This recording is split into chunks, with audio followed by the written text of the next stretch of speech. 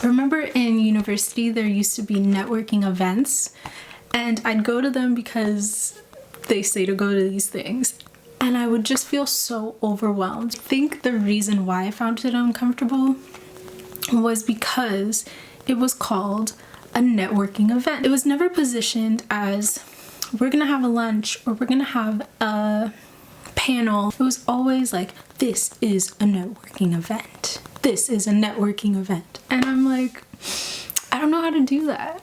I don't know how to network.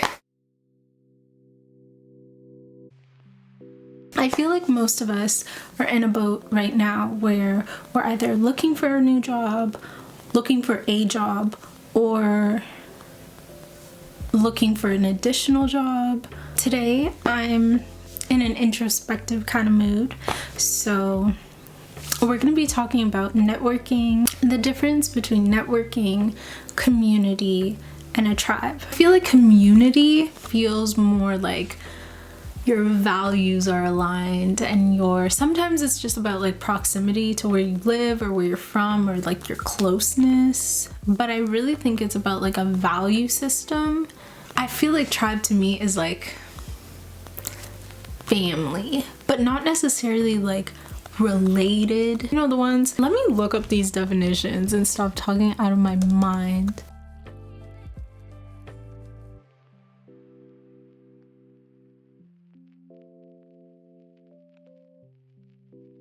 Is us helping one another the same as I help you and you help me?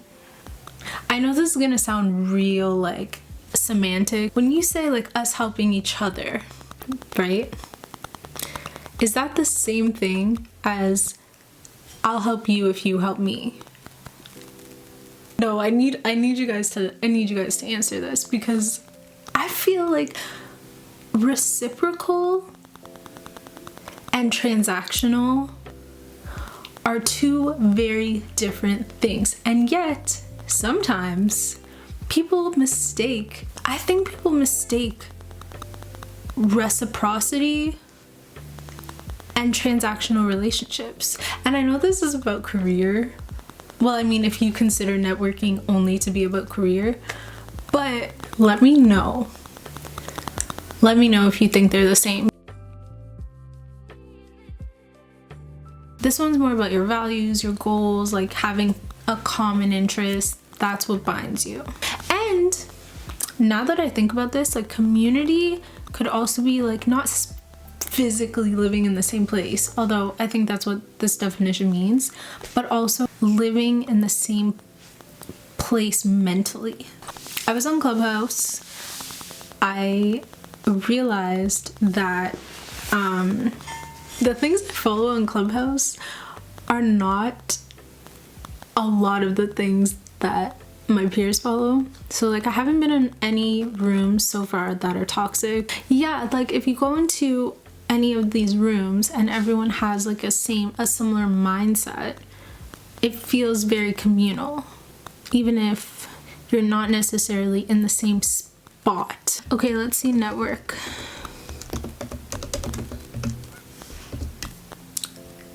See, the definition even sounds like, an arrangement of intersecting vertical and horizontal lines.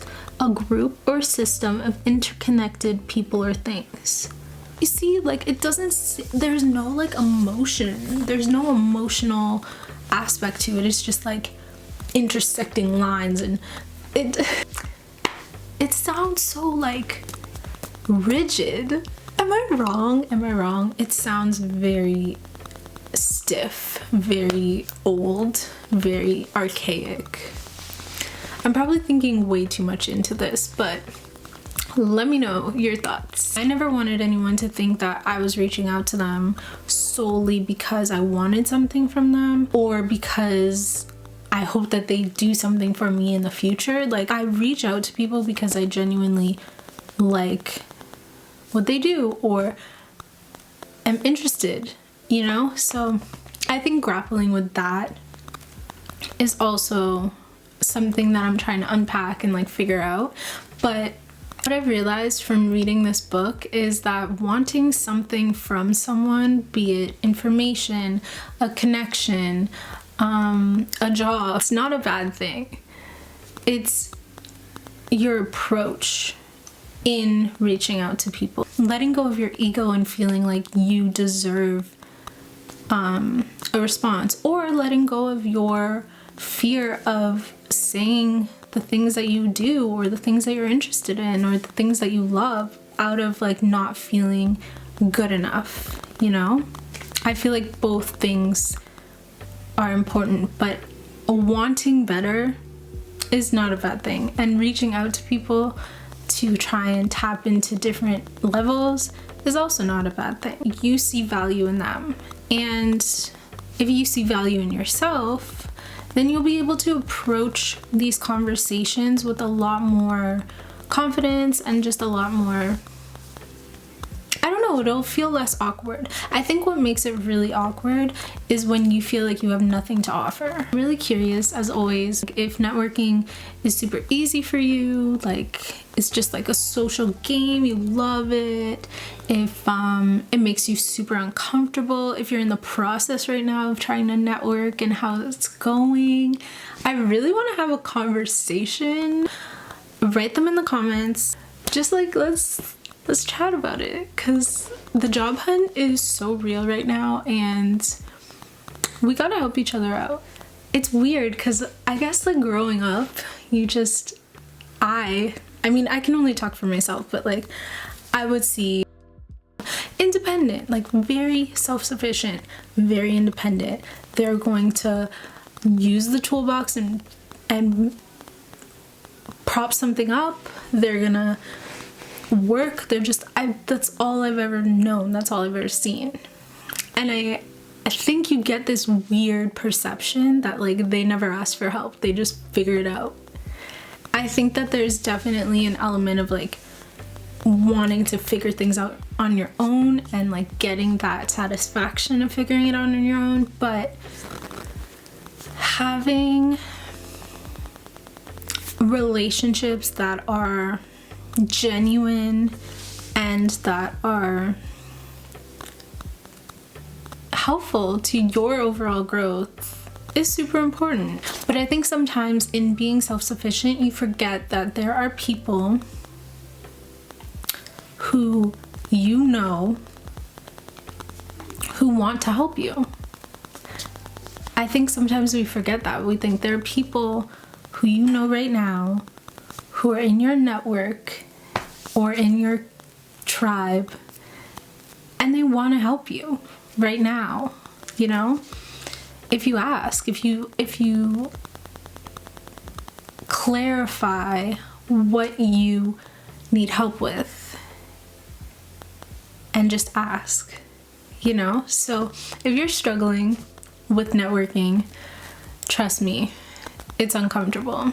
But I would say start with people who you know or can talk to right now, who are doing something that you want to do or are thriving in an area that you're not thriving in, that you want to be, or just have like a certain personality trait that you really love, and just like talk to them, you know? Like I think sometimes we make networking so daunting because we're like, I'm reaching out to someone that's experienced and I'm not experienced, or I'm reaching out to somebody that's leaps and bounds and valleys and da da da da da da. But it's like at the end of the day,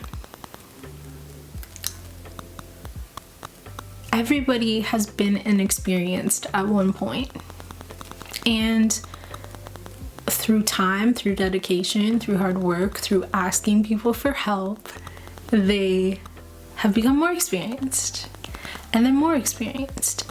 And I think that feeling like lack of experience is a downfall is all about perspective, you know?